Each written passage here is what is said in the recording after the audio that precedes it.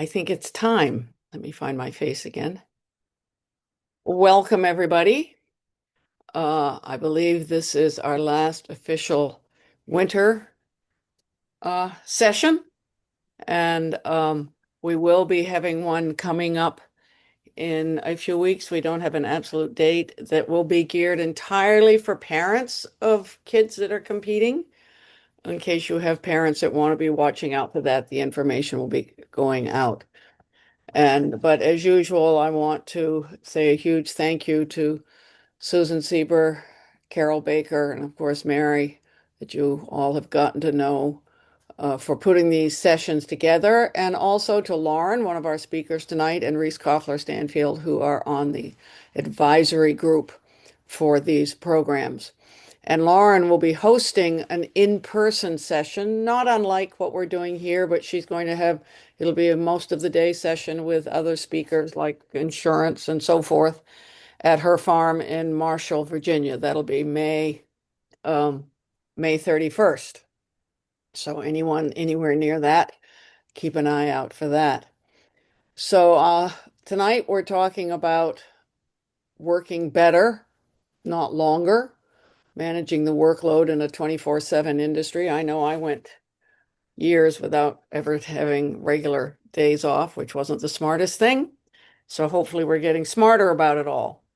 We have a wonderful panel of four business people, one way or another.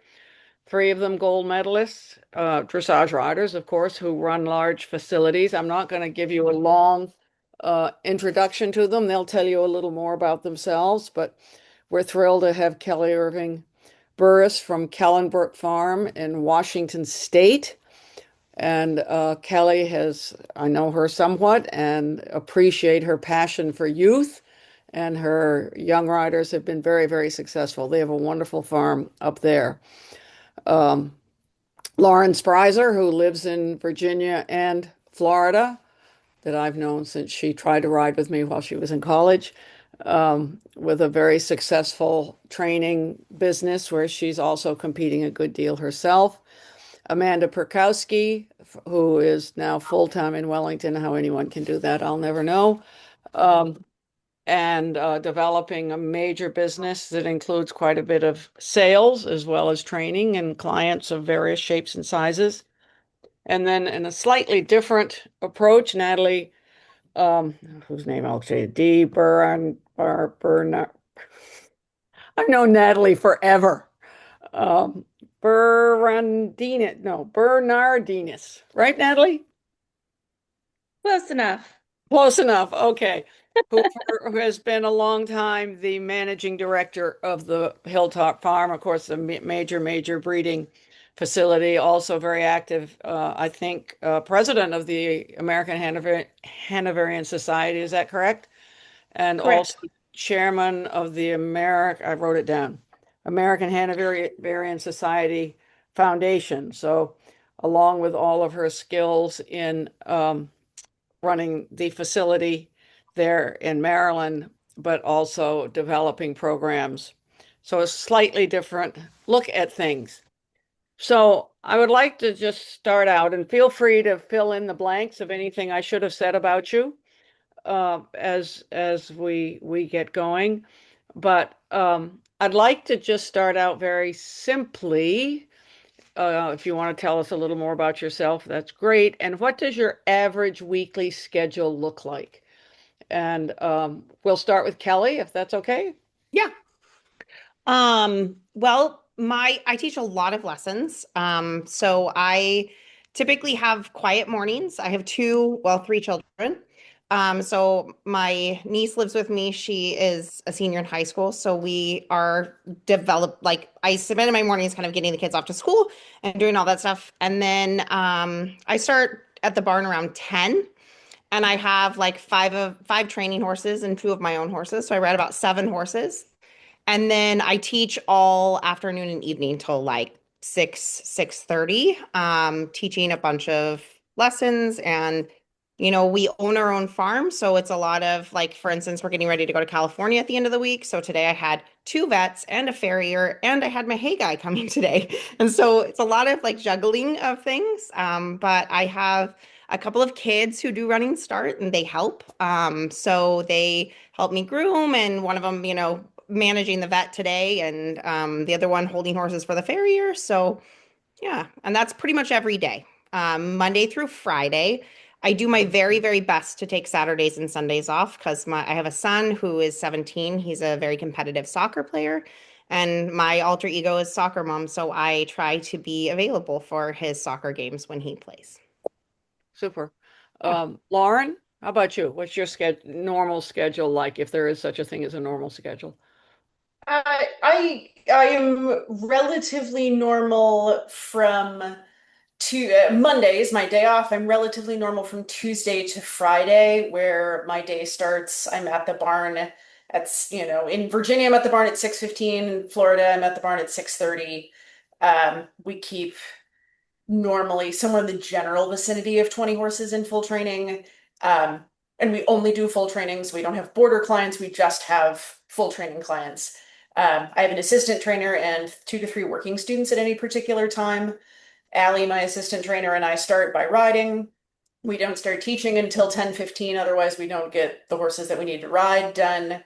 And then depending on what day of the week, we're either doing trailer and lessons off-site, sometimes in the evening, or sometimes we will go and teach other places. Weekends, I am at home 1 weekend a month because theoretically one is supposed to have a life outside of this. And so doing that lets me see my spouse. Um, but otherwise, we're either at a horse show or I teach a lot of clinics. I travel all over the US and Canada teaching clinics. Here in Florida, it is largely the same schedule with the caveat that we actually stay open in Virginia in the wintertime as well. So I keep all of my border clients in Virginia going with virtual lessons, which is something that Allie and I both do a lot of under normal circumstances, but in the winter time especially, we're teaching a lot virtually every day. Okay. Amanda? Hi. So I have about 35 horses in care right now during the Florida winter season, and about 16 horses in training. So during the winter is definitely my busiest time, probably 6 months, November through April. Um, and my week now looks like, typically me on my first horse by 6:15, 6:30. I like to sometimes tack my first horse myself if it's before my staff arrives at 6:45. And then finishing riding slash teaching around 4:30. And then usually spending another 30, 40 minutes in the barn after I'm done, just making sure that everything is okay, because of course it's a lot to manage with the care on top of the riding and training. I do take Monday off, or I try to, and in the summer when my schedule is a lot lighter, sometimes I can take a half day on Sunday into Monday. But right now I've been putting a lot of other appointments on Mondays during season, like trying horses and things like that, just to be able to fit it all in. But yeah, that's what it's looking like right now. Okay, Natalie. Yours is probably slightly different. Mine's a little different. Um, I usually start early morning, somewhere around 6 with email and stuff, get moving, get the dog out, get breakfast, and then I'm usually in the office by 8. But I like a little early start at home. We have depending on the time of year, 20 to 22 staff on the farm. So figuring out the flow of the farm depends on the department. But generally, most of the staff is working 6:30 or 7 as a start time until 3:30 or 4. Um, I tend to usually finish in the office at 5, come home for a while, and then I'm usually back on email and stuff a little bit later. So my day runs long, but I can break it up whenever I need. I try and take one day off a week. It doesn't always happen. I'm like the poster child for overcommitted on volunteer duties, so that doesn't help. Um, but I've found like the flexibility to be able to schedule appointments or errands I need to run or things throughout the day in little pockets. I'm lucky that I have that opportunity. So that I think keeps the schedule sustainable for me. So just curious, everyone, um, do you take time away from the stable for, fitness work, for errands, for getting your hair cut? How do you fit all that in? Why don't we just keep going in this order? Kelly, if you have anything Um, to add, if you don't have anything to add, you don't have to say No, no, anything. no. Like I said, I typically don't start at the barn until 10 for that Mhm. reason. I go to the bank and I get groceries and I'm a very early morning person, so I do a lot of emailing in the morning. So I try to give my mornings, because I work so in the afternoons because kids go to school. My mornings are mine, so I can put a doctor's appointment or a haircut or a massage. My husband and I go to a CrossFit gym together. We have a 9 o'clock like class, and then I'm like, go, go, go, go back to the barn. So it works. It really works well for me. Mhm. Lauren? I am the mistress of my own schedule, so I Mhm. can accommodate things as they are needed. Certainly, I put a lot of the haircuts and oil changes kinds of stuff on Mondays whenever I can. But I do work out every day. Some of it's also seasonal. Virginia is one of the hotter places on earth in July and August and September, and so there's not a lot of people riding at 1 o'clock in the afternoon. So that's usually when I'm at the gym in the more temperate times of year, then usually it's in the evenings. Uh, Mhm. and here in Florida, I live on the farm, so I have a 30-second commute. So it's Yeah. easy to fit that stuff in. Amanda? Right now during season, it's a little bit hard for like the busiest 3 months, this like January, February, March period. I work out for 15 minutes in the morning around 5:15 when I wake up, and basically just very simple, like prepare my body to do what it has to do for the rest of the day and keep myself from getting too weak in different areas. And yeah, I try to push appointments to Monday, but like with the working hours the rest of the week, it's difficult to book anything else. But that being said, like I feel like I go very hard in the season, and then the summertime allows for so much more flexibility because I would say 60% of my clients are seasonal. Hmm. Natalie, you kind of make your own schedule, don't you? Or what? I do, other than the hair appointment, which is almost sacred for me because otherwise I'd be gray at this point. So like that is a hard, nothing messes with that one. Mhm. Um, yeah, but but everything else I can squeeze in as I need and then just shift the hours. The three of you that are doing a lot of teaching and riding, just physically, how do you schedule your day? Is it online? Do they call you? Do they text you? Do you tell them? Let's go backwards. Amanda, let's start with you.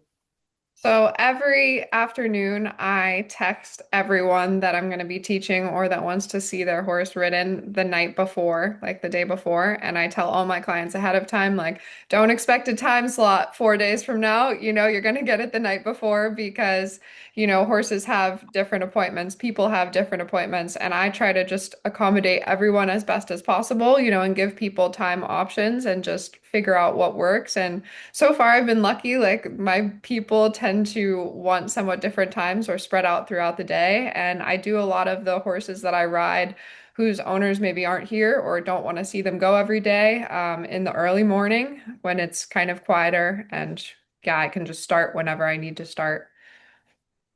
How about you, Lauren? How is your schedule made up?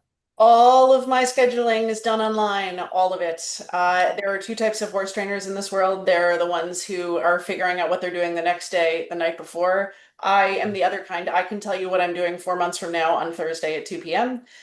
Um, and that also has taken something off of my plate that I don't then have to devote excess time trying to do the Tetris of fitting everybody in the night before.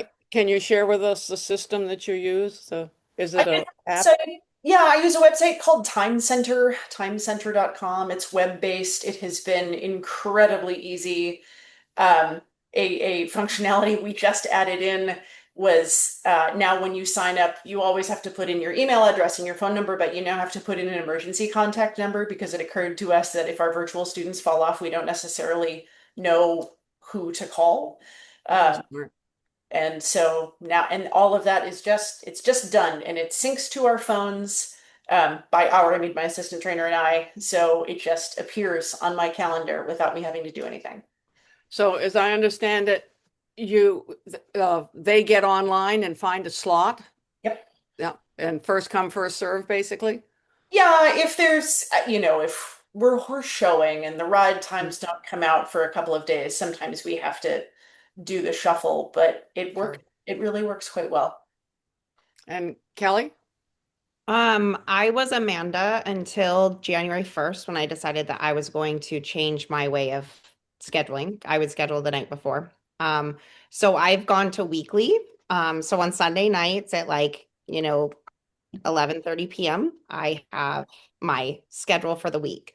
And it has actually quite changed my life. Amanda said, like things happen and people can't come at certain times. And so I do have to shift it around, but it has been really good for me. Just being able to make sure that my clients know that I can't ride a horse at 3:45 because I teach lessons at 3:45.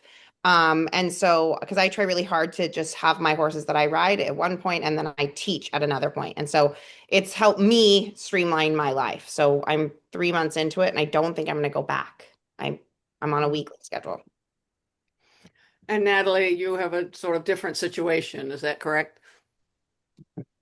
I do in terms of the flexibility, but I think in, building the system for the farm, I recognize that my flexibility is not the flexibility that it takes to actually run horses, right? Horses are very routine and schedule based. And so the majority of the staff are on a very structured schedule because they're direct horse care staff. Now, what that structure is depends on what department we're in and what the needs are for that department. So it's different for everybody, but yeah, mine is a little bit of an outlier compared to the rest of the farm, but that's also because I have to move between those different areas as well. Now, Natalie, being very much in the sort of business part of things and not so much the teaching and training, do you have any opportunities for educating yourself in different ways to help your business? Oh, absolutely. I think everybody has to commit to continuing ed and ongoing development to keep growing whatever their business is, right? Whether that's um, communication skills with clients, whether it's managing employees.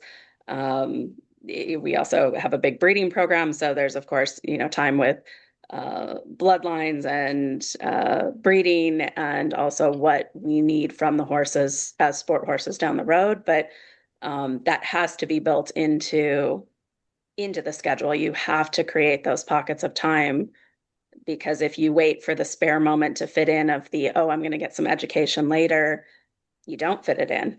Mm-hmm. And in your case, is it likely to be reading? Is it an online program? Do you sometimes go off somewhere for an educational something or other? Yes, to all of the above. Okay. Since COVID, a lot of things went to Zoom, which is nice. There's good flexibility in there. I find I would rather attend an in-person event when possible. So like in January, I went over to Holland for the stallion show and the licensing, which is a super way to, observe a lot of horses in a short amount of time and talk with other breeders and see what's coming along with the bloodlines. But um, what I don't like online is a lot of things have been requested to do streaming later, and I find those are hard for me to get to. I'm actually better at the Zoom is happening at 1 p.m. I'm going to be there while it's live. If I have the option to just get to it at some point later on, that's hard for me. Mm-hmm. Lauren? How do you, I mean, I know you take lessons riding wise, um, but how do you educate yourself beyond that? Or are you able to do that at this point? I think that I could do that. I probably should do that more. Um, I do read. I do read. I read the occasional book on excellence, and I'm sure some of it is sticking. I don't know. So I let also me interrupt you, Lauren. When you say excellent, are you reading horse books or are you reading general? generalized Mhm, excellence books. mhm. Um, I Good. I really liked Daniel Coyle's The Talent Code, and he Mhm. wrote another one called The Culture Code, which was actually very interesting, thinking about the culture in my own barn and trying to promote a good barn culture amongst my employees. Um, but I must confess that his professional education out that doesn't have four legs takes a back Yes. seat. Okay. Um, Amanda? So, of course, I take lessons, but I do like to read, especially in the summertime when I have a little bit more time. Horse books, some books on excellence, like Lauren said, and I really enjoy Eckhart Tolle, who has a few books on one is called like Awakening Your Life's Purpose and The Power of Now. And these are all about like presence and, your inner journey, because I think that's so important to like keep fostering and, not get too caught up in like this whole career path and everything that this industry brings, but be able to like stay centered, bring, a good energy with you every day. So, yeah. And Kelly? I too really love to read. Talent Code is probably my favorite book that Mm, I have read. I also love the book Grit. It's mm. talking about, having to do hard things, and when you do hard things, it makes you be a little bit grittier. I guess this is maybe not educating myself, but I have worked very closely with Jen Verheeren. She's a Mm. life coach, and she has really guided me through some really difficult times in my life, both in my career and personally. And I think it's really important for anybody who wants to be in this industry, because it's not easy, to have somebody like Jen or to kind of help you navigate when, you get a little down and things aren't going your way. Um, First of all, Jen Verheeren is doing our training for teaching session in 2 weeks, Sunday, 2 weeks from yesterday. And I know Lauren, you know her pretty well. Is that correct? Um, so let me ask and answer only as you feel. Have you been in situations where you think you may be burning out or you're getting depressed about it or a little lost? And how have you gotten yourself out of that? Share whatever you feel comfortable sharing. Um, let's go ahead, Lauren. Absolutely. Jen Verheeren also helped me through a very difficult time in my life, as did medication. I had one of those years where everything fell apart, literally and figuratively. I had horses die. I had just sort of a calamitous moment. Kelly, you talk about Angela Duckworth's grit. I have grit tattooed on my Oh, I wrist. love Like I'm a that. tough girl, and toughness wasn't enough. And that was very hard to admit Mhm. as a we can fix anything with baling twine and duct tape horse girl. Admitting that I couldn't fix myself was really difficult. And I cannot say enough good things about taking the moment to get the help that I needed. Um, I ended up talking to Jen Verheeren through that because I found therapy annoying. Uh, and Jen Verheeren said that, well, I did have to feel my feelings. We could at least come up with a strategy to feel my feelings, and that really appealed to me. Um, but yeah, I do think burnout is real, and I do think it's important to hit pause even when things are going well. Frankly, especially when things are going well, to go on vacation, even if it's for a day, go have a hobby that is literally anything other than this, because this will eat you up and spit you out, no matter how tough you are. Amanda?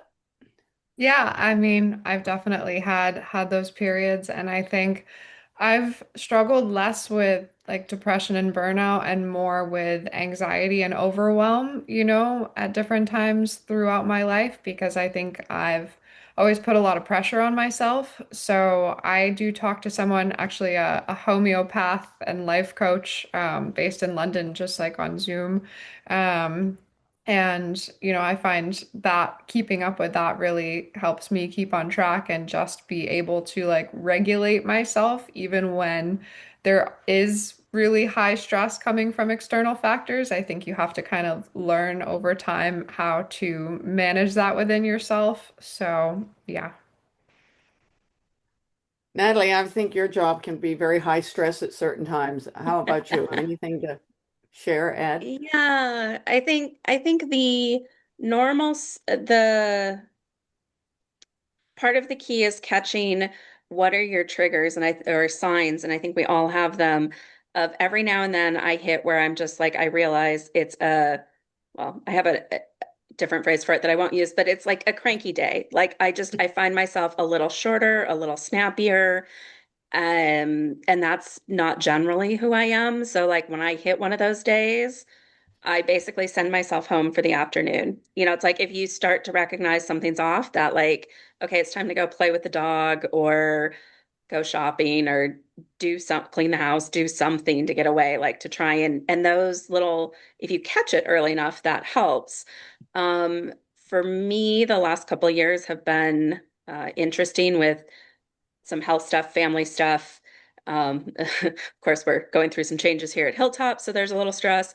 But for me, it's been my friends. I've found I have a incredible friend base, and interestingly, even though we all live in um, some very far apart in different areas of the country, I've realized over the last few years how strong that group of women is and how easy it is to pick up the phone and talk to one of them. So maybe we've become therapy for each other, but really leaning on my friends when things start to escalate Mhm. has been key. And I'm big on vacations. Like that was a learning piece for me of realizing 1 week a month or 1 week a year. 1 week a month would be lovely, but 1 week a year, like just get away. Don't, preferably not with horses. Like for a while I used to treat horse vacations as kind of vacations, and it's not quite the same. So, um, yeah, those pieces have been huge. Learning to lean on my friends. Kelly. Yes, I have had a couple of big burnout moments. I've had some really crazy life-changing events in the last 12 months. Well, actually, the last 3 years, but and I too have learned that I lost my sister to cancer, and we were business partners, and we did everything together. We vacationed together, we raised our kids together, we ran our business together, and I was like, I lost my person. And I realized that I had so many other people that I never utilized. And this year has been really transformative of being like, wow, I have so many amazing people in my life. And I think that, life doesn't always look the same. I think that was something that was hard for me in my early, mid 20s. I had a time where my business kind of fell apart and I was like, I'm never going to be able to do what I want to do. And I actually stepped away from the horse industry, and stopped teaching and stopped riding and just had my one horse and just kind of did that. And I worked for my mom for 3 years and came back with a different perspective. And I think that that was really, really good for me because um I wanted it to be very like linear and like go in the like this certain way, and I've had very similar experiences. A client wants to go to another barn or whatever, and I used to take it very personally, and I learned from kind of stepping away and like finding the joy in what I really wanted to do was to attract people that were okay that I didn't make a 4 month schedule, right? And attract people that were okay that we have an outdoor arena in the state of Washington and we get rained on a lot. And so I think, for me, it's trying to find my tribe, and that helped me so much with burnout. And it also has helped me cope with a ton of grief this year. While we have you, do you schedule vacations I away from horses?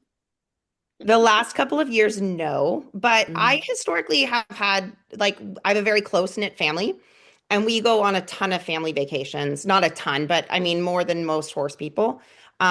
So our goal is to do a big family vacation this year. So I haven't for the last 3 years, but life has been really crazy for 3 years. But our plan is to get back to doing vacations. Yes. Great. How about you, Amanda? Vacations? I do try to go on a couple of vacations in the summer.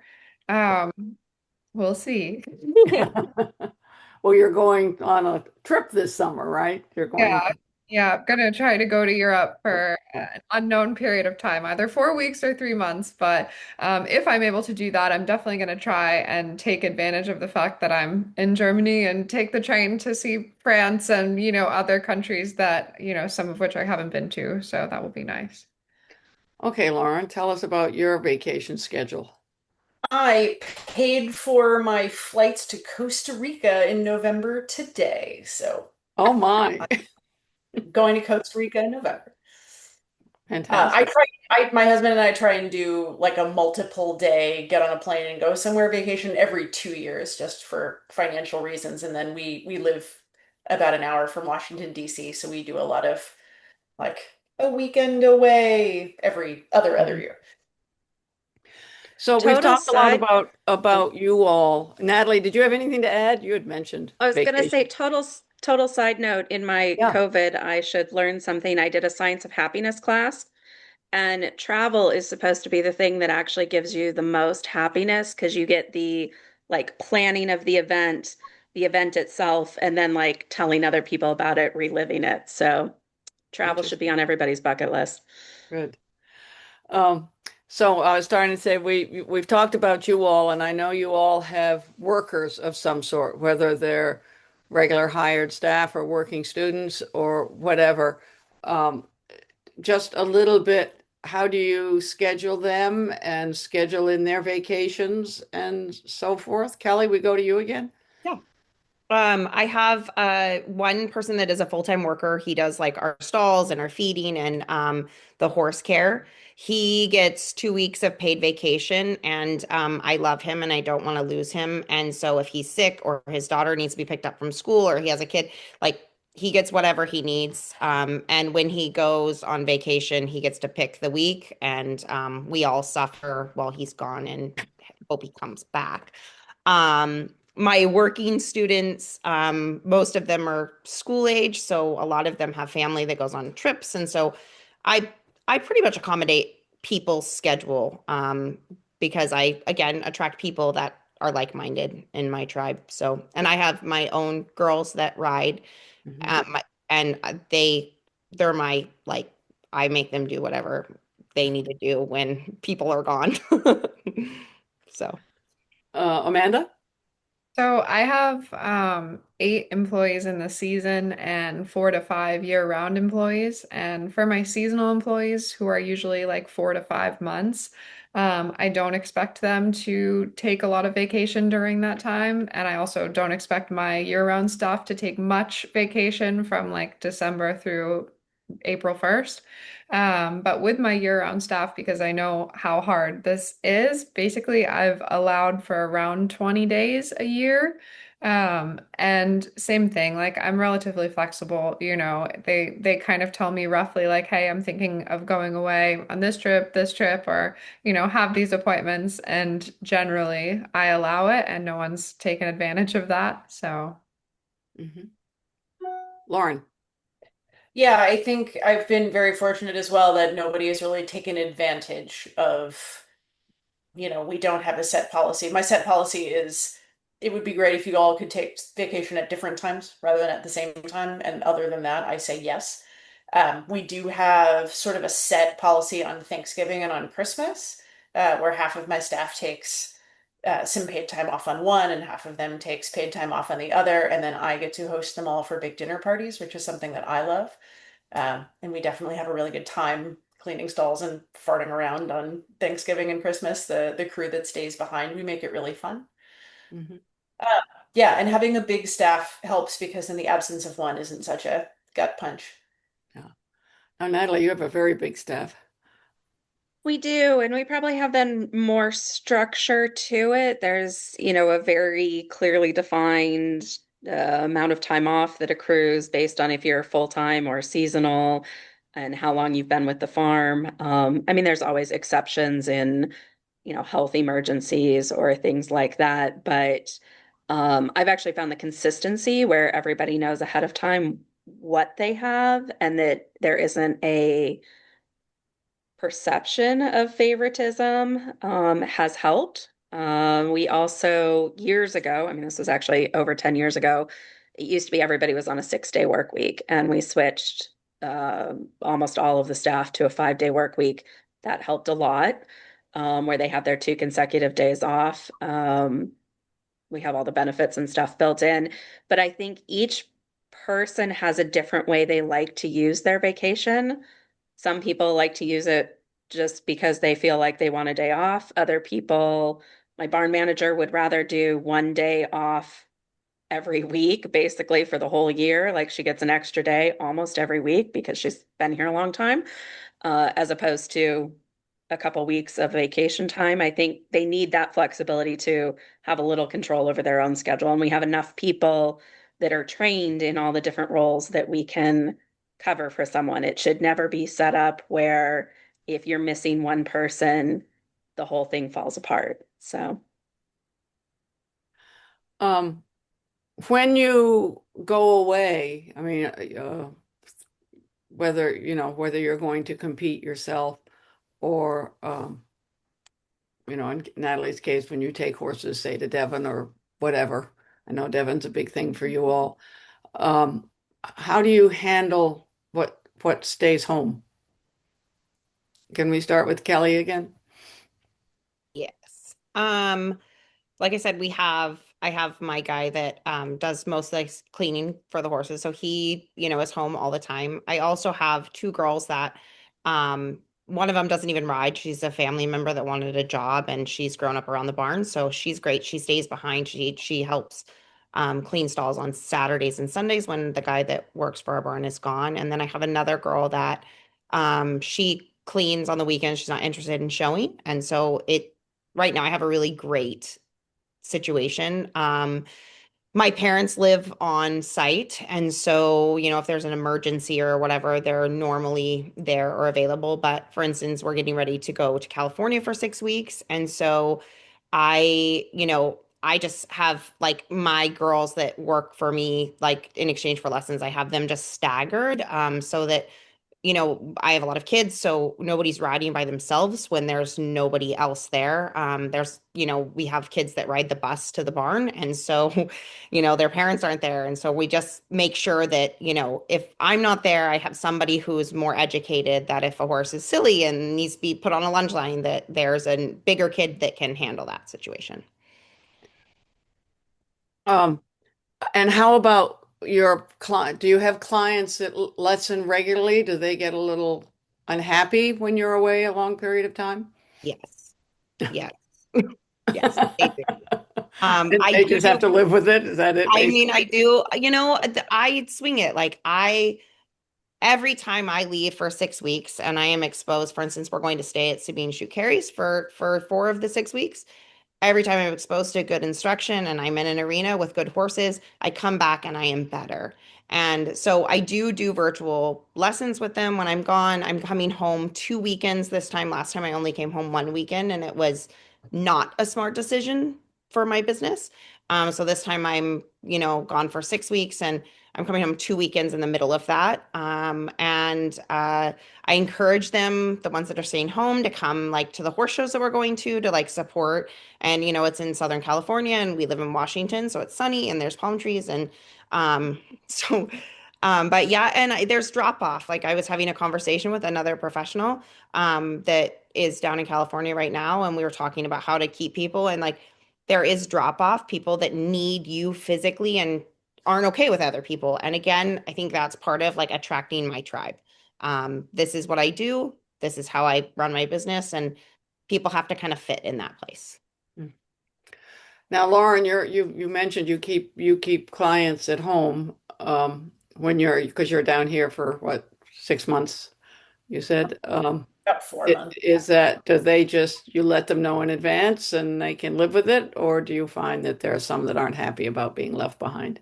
I have absolutely had to say goodbye to some clients who didn't like that structure, and that is okay. I love Kelly's use of tribe. They didn't want this to be a tribe and the way that their tribe worked. That's okay. There are lots of tribes, um, and every year keeping the barn open in Virginia is so obnoxious, and I hate it so much. And there are a couple of core clients in there that I just can't seem to convince to come down.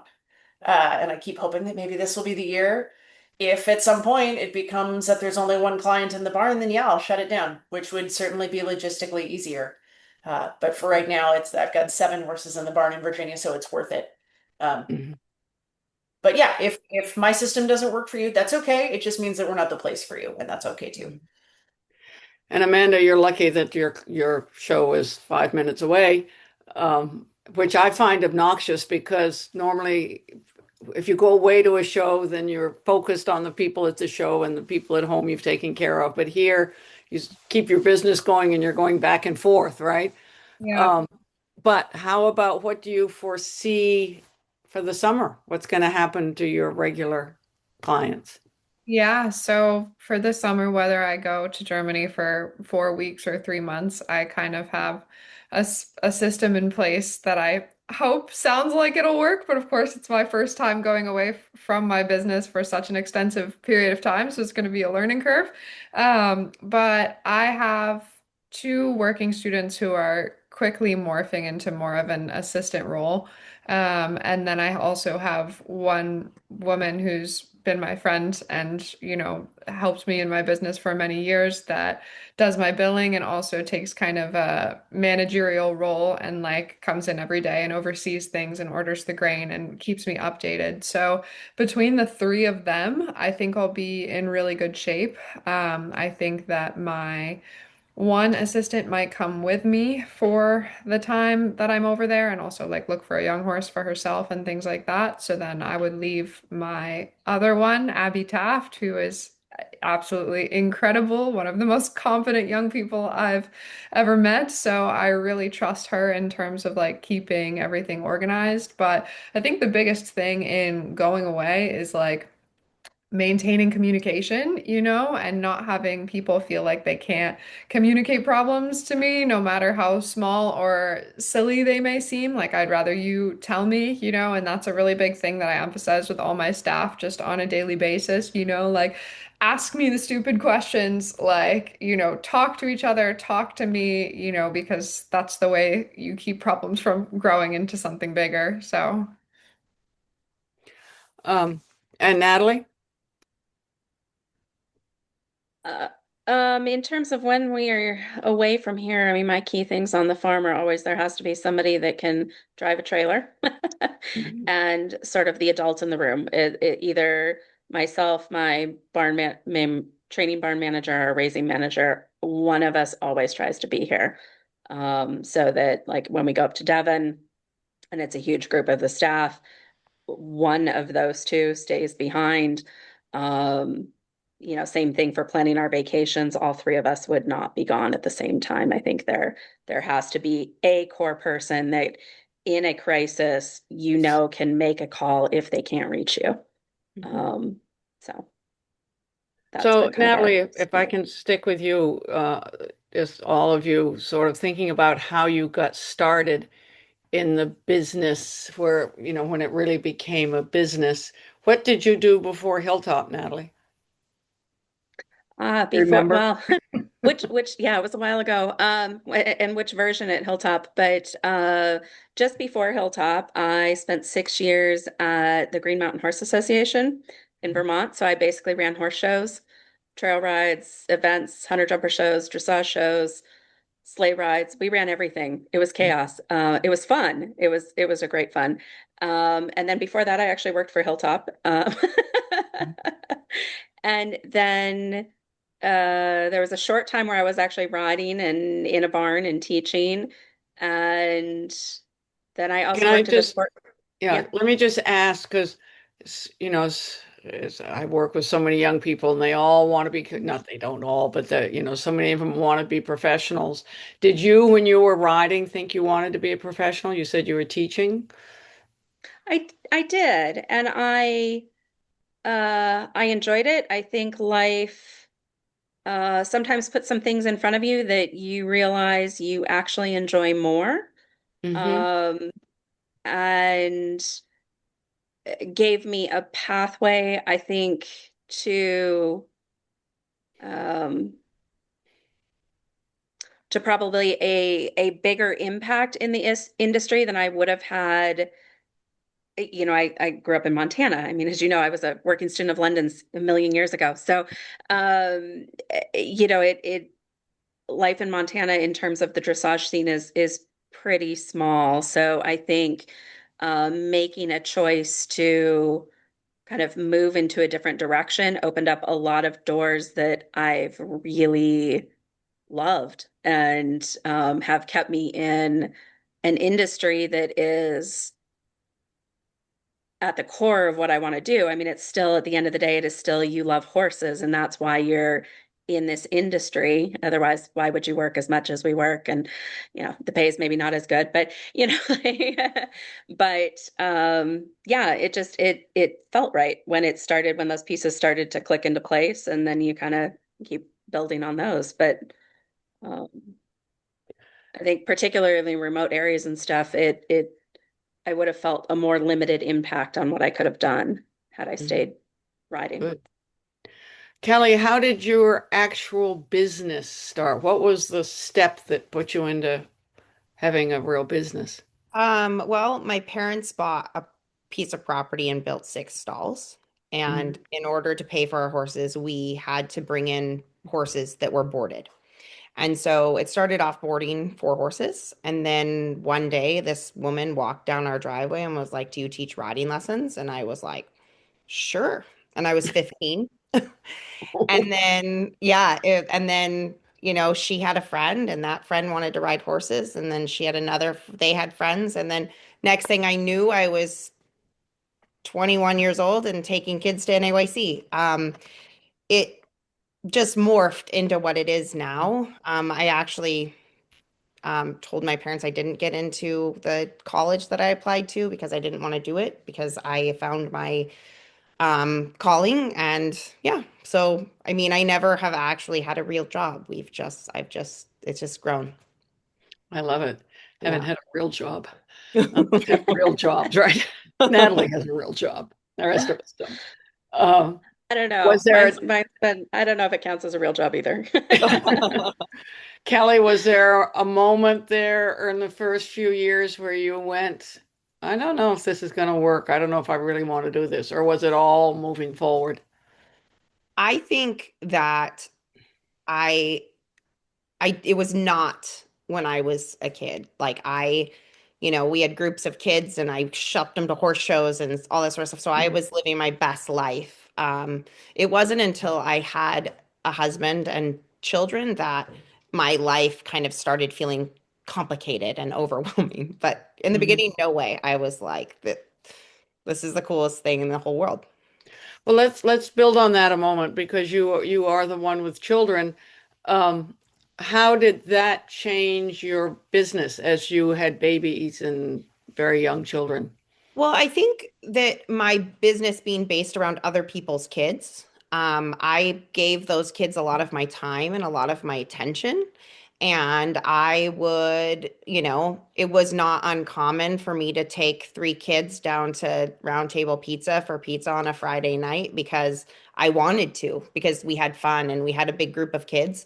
And then I got married and I actually wanted to spend time with my husband. And then I had a little baby that needed me and I wanted to be part of his life. And it was for me, it was just a really hard time to like draw that line because a lot of those people that I had that were still the same clients that I had before. And so it, I, it, I think, hmm, um, I think that it just again kind of evolved into me being a little bit more sacred with my personal Hmm. time. Because when I was young, I was so passionate and so excited about all the things that they were doing that I didn't have personal time because I didn't want it. I was 100% in. So that was something that my husband was really good about. He's like, I work a 9 to 5 Monday through Friday job, and I need you available on a weekend. And I Hmm. was like, okay. And like not every weekend. Obviously we go to lots of horse shows and I teach quite a bit of clinics, but I try to keep that very sacred. And now it's known and people know that's what I do. Hmm. So, Lauren, how did your, I mean, when you really started Lauren Sprieser dressage or whatever it's called, um, how did that happen? What kind of a decision was it, or did, again, sort of like Kelly's, did it evolve? It's a little bit of both. I went to college for non-horsey things, which I'm incredibly grateful for. And then I begged and pleaded for my parents to let me have 1 calendar year of being a working student. And if I hated it, I would go do what I was supposed to do and get a muggle job. And I didn't hate it. And so I was a working student a little while longer, while in the background, my mom was retiring. The first time it didn't take, but there was a minute where she was thinking of retiring. And she said, I want to own a farm and I want to do all of the work myself and it'll be great. And at the time I was working for Cara Lavelle and I said, you've never cleaned a stall in your life. Why don't you come down here and you can see what it's like? And by 9 a.m. on day one, she said, cool, new plan.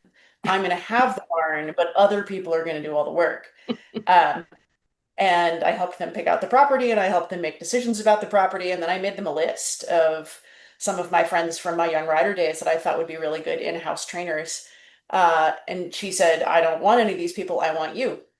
And I said, no, because we will fight all the time. And she said, no, we won't. And I said, okay, but you have to promise that we won't fight all the time. And we fought all the time for 13 years. And finally, my mom is retiring for real this time. And so I've been in charge of running the barn on my own for the last couple of years, Mhm. to everyone's great joy. Amanda, how did your actual business start? So I was a working student for many, many, many years. And then while I was a working student for Ali Brock, I got offered a job as a rider in Haugestrand, Denmark, at Haugestrand, Denmark. So I went over there for just under, I think, 5 months, something like that. And then I came back to the US and I worked for them year round in Wellington for another 3.5 years. Um, and yeah, when I decided it was the right time to leave that, employed position and start my own thing, I started freelance. So I had a few horses at one barn, but for the most part, I drove like from farm to farm riding horses and teaching. And I did that for 1 year. And then I decided that all the driving was making me crazy and limiting me and how much I could take and do. So I then moved to where I am now. I've been there since April of 2024, and it's a 46 stall facility. When I started, I think I came with something like 8 horses, and now, yeah, now it's grown to being fully full in the winter time. Mhm. Do you have any advice or can you share any things that maybe you did wrongly that made it more difficult for you? Um, or was it all just a nice, continuous success story? Certainly. You want to Um, start, Amanda? You- there's definitely been, many bumps in the road. I think, you what know, would you have done differently, perhaps? yeah, I think like not saying yes to every opportunity is one thing. There are sometimes like I think especially like when I first went off on my own, I was just like so hungry to do anything and do as much as I could that, I'd take things that weren't necessarily the right fit. So like um in 2025, I felt like it was the year of like, really cleansing anyone that didn't really fit into my tribe. I love that terminology, and now I feel like our barn is just, such a group of positive people and the kind of people I want to work with. And then one other thing, when I first moved to Top Meadow, my current base, I was probably far too lax with my paperwork, like in terms of my employee agreements. I didn't have any contracts with any of the clients besides like a very simple liability release.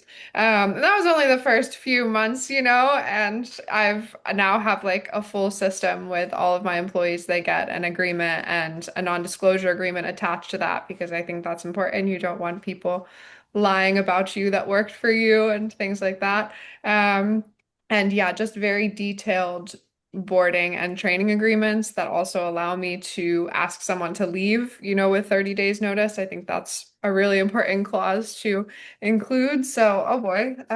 Yes. So, Uh, Lauren, how about you? All sweetness and light the whole time? Certainly not, but there aren't too many of the failures that I wish hadn't happened because I learned from all of them. Um, Certainly starting my business in the fall of 2007 and having the bottom fall out of the economy in 2008 was a hoot, but I made it. I slept on an air mattress in the tack room for a year. Um, Knowing what I know now, I wish that I'd been somebody's working student or somebody's assistant trainer a little longer just because I had to do so much on the job learning about how to teach and how to make, I was showing the Grand Prix, but not on anything that I'd made from the ground up. When I went out on my own, and I would have loved the opportunity to learn how to do it well underneath somebody else's roof, but I was also 23 and stupid, so I'm not sure that I would have been able to receive that information at the time. I think I needed to be humbled by life. Um, so I'm grateful for all of the ways in which life kicked my butt and made me a better student.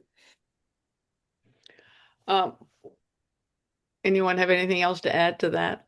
Well, I Yes, can tell you Kelly? that, Yes. starting a boarding and lesson business at 15, you don't, I mean, thankfully my parents were very big on like liability, so that was fun. But you don't really think about the details of like, gee, that horse just, because we own our own farm, that horse just ate like 4 posts in our paddock and it cost me so much money. So, really for the business department of running a business, I think that contracts, going back to what Amanda said, like contracts are something that I did not have in place. And I did a lot of, repairs and I had a lot of people that, I needed them to leave, but I didn't have a system to get them to leave. Or people that didn't pay their bills and I didn't really have a system to like figure out how to make that happen. And now obviously, I'm 43, so I've kind of done this for a very, very long time. I think that, we have a very streamlined approach to that. I think one of the biggest mistakes that I made in my life was taking on the wrong horses, horses that were dangerous, horses that had serious training issues, and putting myself in a place where, I put my body at risk and also my business at risk because if you get hurt, then you have no business. And so I think that I say that to all the young kids I teach, like your body is not worth some horrible horse. Now that granted, I always say I do weird horses. So, but it was really that was a really eye-opening experience when I had a horse that was really dangerous, and I kept trying and trying and trying and trying, and I, the 43-year-old Kelly is like, you should have stopped at 2 weeks in, Kelly. So. Mhm. I think Have any of you been in a situation where you were injured or couldn't do your normal work? And did that happen to any of you where you had to deal with that and your clients had to deal with it? Yes. Lauren, you're raising your hand? Yeah, my Yes. story is utterly unheroic though, because I broke my hand at the walk without falling off. Uh, Good, do Lauren. not recommend. Really, really was really impressive horsemanship. But yeah, fortunately I have an assistant trainer who was able to take over the riding of my horses through that. And I just, the business shifted where I taught everything and she rode everything for the weeks. Mhm. Mercifully, only 7 or 8 weeks all told, probably. Anyone else? Uh, I have had a slew of wonderful things happen recently. I hurt my knee in 2024. I had a young stallion that got a little excited and he jumped over the top of me and I tore my MCL. And again, I have a niece who's a very incredible rider. And I was like, well, Olivia, you get to ride like 9 horses a day. And I hope you don't have homework. So, but it was, I just taught her on every horse that I would normally be riding. And it worked really well. So I think having an assistant or somebody else that's a decent enough rider to be able to kind of fill your shoes is a really important thing to the success of your business in that situation. I think it falls back to that piece of nobody's can be indispensable. I mean, Mm. even when it's your business and you are what it all revolves around, you have to be able to step away and have enough flexibility and adaptability where you can create the people around you that can keep things going in that situation. So Okay, one last question. Um, what do you, looking to the future, what do you see as being your biggest challenge? Or are there any? As you continue with your business, or you try to grow your business, or you try to keep yourself sane in this business? Any thoughts on that, anyone? I feel like it's a lot about staying relevant, with social media and the way people, look for advertising and stuff like that. It's like trying to stay relevant. I do ride and I do train, but I mostly ride amateurs horses and I mostly ride kids horses. And so I myself, I mean, I do have a couple of horses I compete, but I myself am not out there on 15 horses at a CDI, right? And so it's just trying to, make sure that I keep producing kids who have my name on their paperwork. Mhm. So that I stay relevant in my job. Anyone else? Um, I do have one I more. think the Oh, go ahead, the Natalie. horse I think the horse industry is under a lot of pressure, at least from a number of different factors. I think the we have underpriced ourselves as a whole, from trainers, from breeders, from there's but as we're kind of correcting that underpricing, we're finding we're losing people quickly. Like, the sport has become so expensive.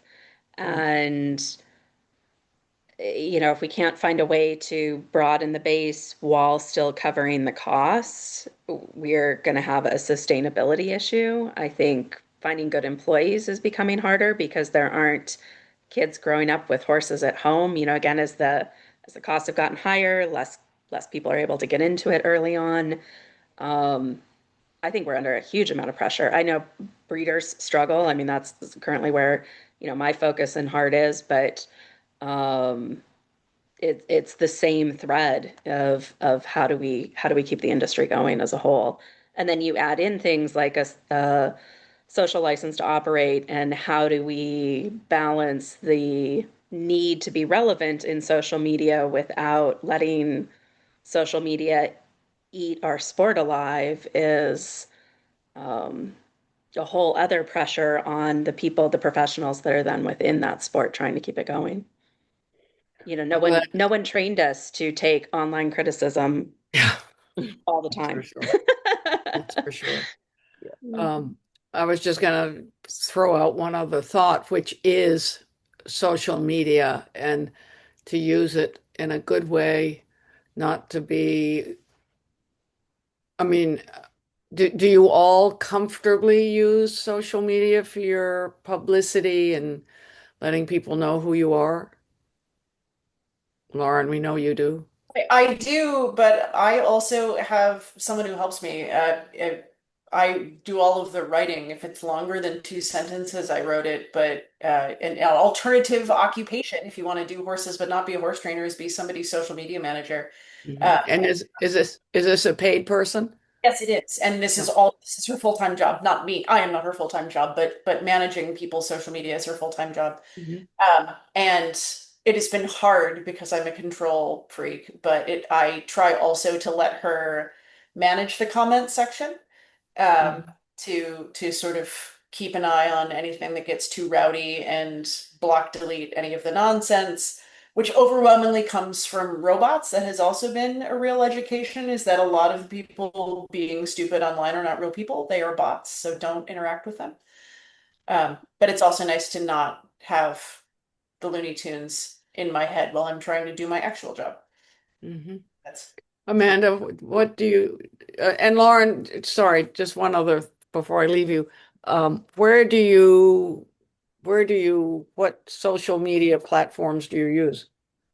I do better. I do both Facebook and Instagram. I do better on Facebook because I write things and the youths don't want to read anything longer than 2 sentences, apparently. They only want to watch videos and see pretty pictures, which is not my preferred medium. So I'm good with the old people on Facebook. Hmm. I do better.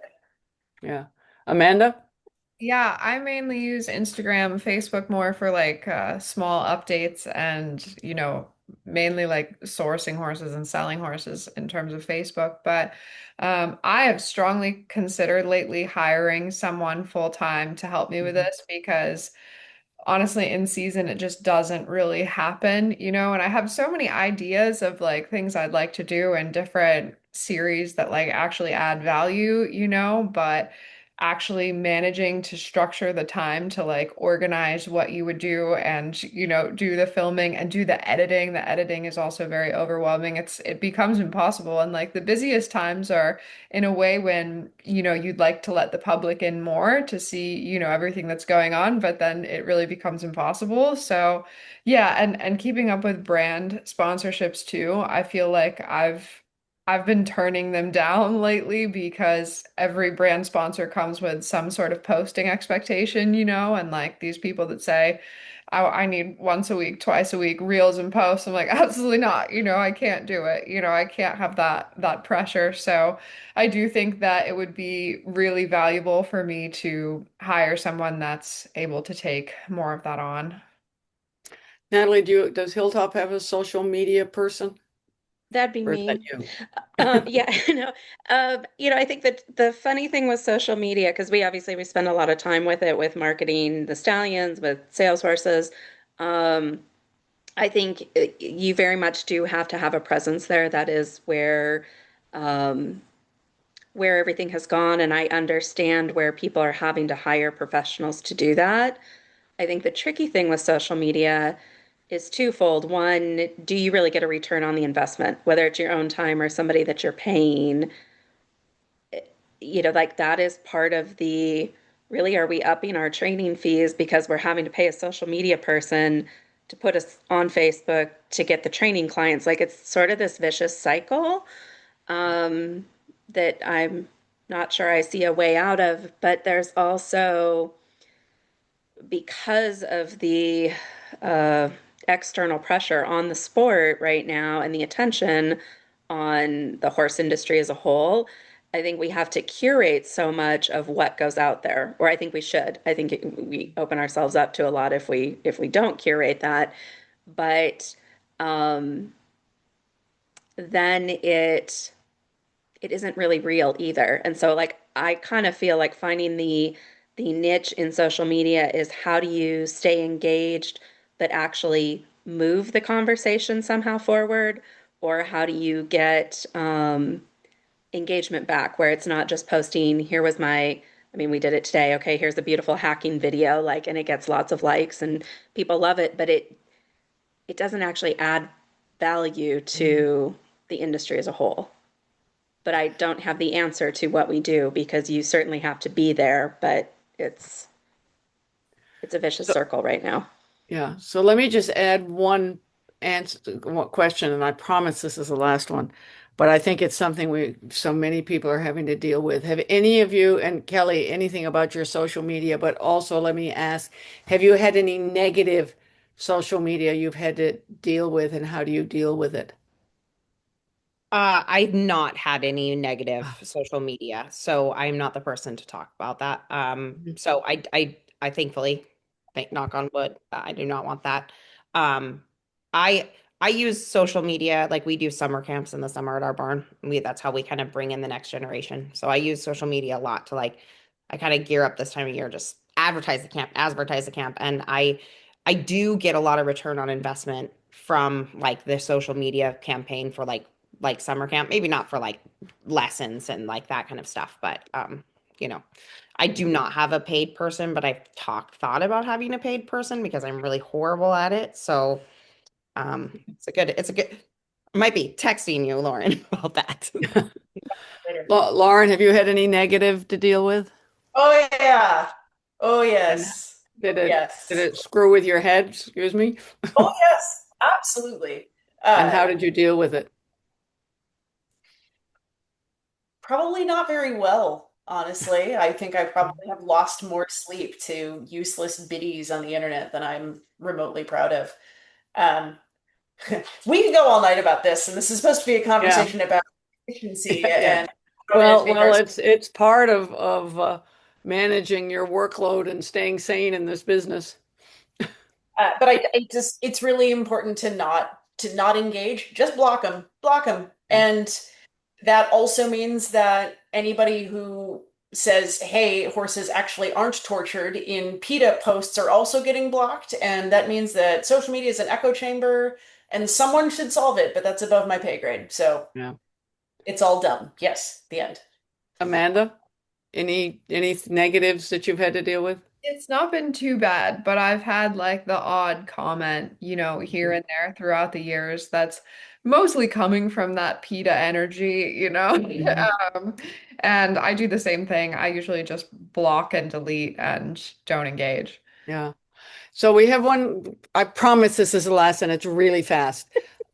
We have a question in the um, chat, and Kelly's already answered it. How do you do your virtual lessons? What system do you use, Lauren?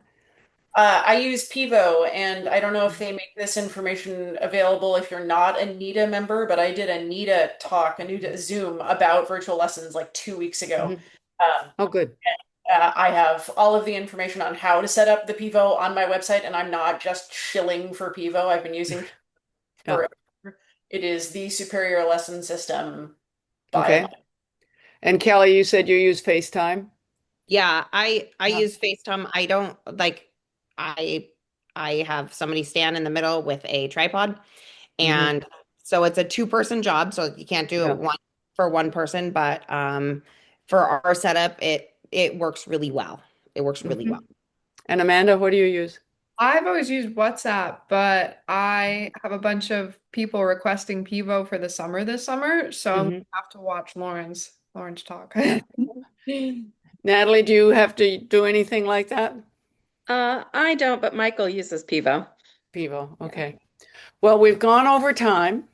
I apologize, but I had to keep asking questions because they kept coming up in my head. Thank you, the four of you, so much for giving us your time. It was really interesting and truly, truly appreciate it. So, best of luck to Thank all of you. you. Um, you're getting lots of thanks in the chat if you can see the chat, and do appreciate it. And as I say, best of luck. Thank you. Thanks Thanks. Okay. much. Good night. Get a good night's sleep tonight.